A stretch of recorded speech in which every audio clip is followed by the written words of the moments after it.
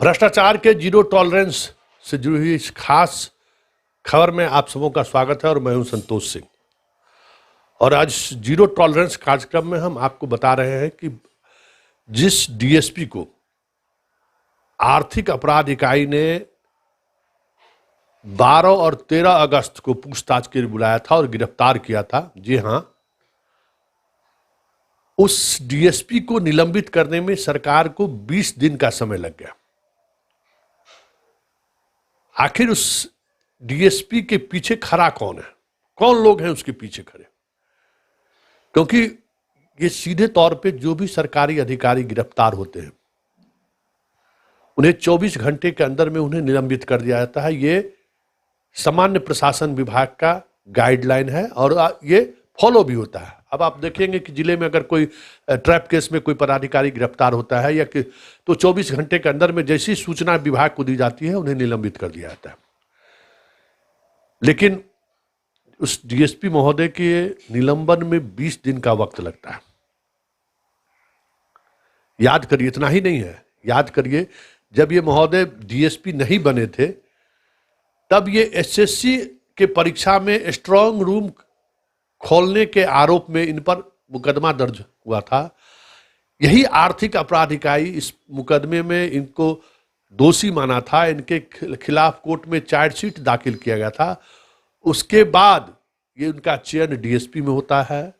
DSP में जब इनका इंटरव्यू के बाद फाइनली रिजल्ट निकलता है, जब पुलिस वेरिफिकेशन की बात आती है तो आर्थिक अपराध इकाई लिखकर डिपार्टमेंट समान प्रशासन विभाग और गृह विभाग को देता है और सूचित करता है कि इनके खिलाफ गंभीर आपराधिक मामले दर्ज हैं और इस मामले में इनकी संलिप्तता जाहिर होते हुए हमने कोर्ट में चार्जशीट दाखिल कर दिया है। क्या रूल क्या है? अगर किसी बच्चे को जो परीक्षा में कंपीट किया है, अगर पुलिस वेरिफिकेशन में अगर उन पर कोई आरोप, कोई मुकदमा दर्ज होने की सूचना विभाग को, जो अपॉइंटमेंट करने वाला डिपार्टमेंट है, अगर उसको दी जाती है तो तत्काल उनके अपॉइंटमेंट पर रोक लग दिया जाता है। सब बच्चे जानते हैं, सब छात्र को पता है, जो इस फील्ड में कोचिंग कराने वाले सबको पता है, स्टूडेंट को भी पता है। और ये तो बिहार के सबसे सर्वोच्च पद की परीक्षा है जो बीपीएससी लेती है और बीपीएससी में जो सबसे बेहतर रैंक लाने वाले जो छात्र होते हैं उन्हें डीएसपी का पद मिलता है। और जिस डीएसपी को राज्य के उस अनुमंडल, जिस अनुमंडल में उसकी पोस्टिंग होती है, वहां पे उन्हें सुपरविजन और कानून व्यवस्था लागू करने की जिम्मेवारी दी जाती है। और ऐसे व्यक्ति पर पहले से ही गंभीर आरोप है, वो भी आरोप परीक्षा में सेटिंग करने का आरोप है। किसके आदेश पर बीपीएससी को यह निर्देश दिया गया कि इनको अपॉइंट कर लिया जाए? ये एक बड़ा सवाल है। अभी तक ये रहस्य सामने नहीं आया, लेकिन कहीं न कहीं इसकी सूचना जरूर है कि इसके पीछे कौन लोग खड़े हैं।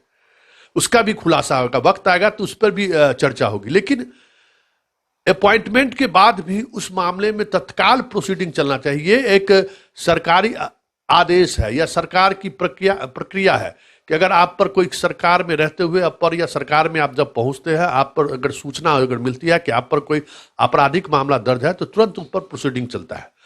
आर्थिक अपराध इकाई ने इसकी सूचना, जब वो डीएसपी बन के विभाग में आ गए तो विभाग को भी इसकी सूचना दी कि इन पर प्रोसीडिंग चलना चाहिए, कि उनको इन पर गंभीर आरोप है और इनको चार्जशीटें हम लोगों ने कर दिया और केस अब ट्रायल होने की स्थिति में। लेकिन प्रोसीडिंग नहीं हुआ।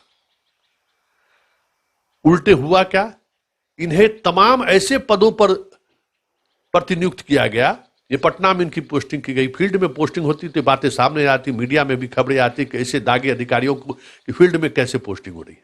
स्वाभाविक था, तो इन्हें पटना मुख्यालय में ही रखा गया और उसके बाद जितनी भी परीक्षाएं हुई, सिपाही बहाली हो या दरोगा की बहाली हो, उस बहाली प्रक्रिया में से महत्वपूर्ण जिम्मेवारी दी गई। कई परीक्षाओं में इन्हें 20 नंबर देने का अधिकार दिया गया। 20 नंबर की परीक्षाओं का प्रभारी इन्हें बनाया गया। आखिर इस व्यक्ति में क्या ऐसा कोहिनूर छुपा हुआ है कि सारे अधिकारियों का ये दिल जीत लेते हैं? एक पूर्व डीजीपी को इन्होंने रसोईया मुहैया कराया, वो इतने इन पर मेहरबान हो गए कि ट्रेनिंग पीरियड में ही गया में इनको एसडीपीओ बना दिया। लेकिन रेगुलर एसडीपीओ वहीं बना सकते थे क्योंकि वो फाइल सरकार तक जाती है। तो कुछ न कुछ तो है इसके अंदर। और इसके अंदर जो है उसका भी खुलासा होगा। लेकिन सबसे बड़ा सवाल यह है कि भ्रष्टाचार पर जीरो टॉलरेंस की बात करने वाली सरकार, भ्रष्टाचार पर जीरो टॉलरेंस की व्यवस्था का वकालत करने वाली सरकार आखिर एक अदने से डीएसपी के सामने में लाचार क्यों है? क्या ऐसी मजबूरी है जिस वजह से कार्रवाई करने से उन्हें हाथ रोक देती है? एक बड़ा सवाल है, इसका भी होगा जल्द खुलासा। लेकिन इसके पीछे जो लोग हैं, एक एक परत दर परत उनकी भी बातें सामने में आएंगी और जल्द आएंगी।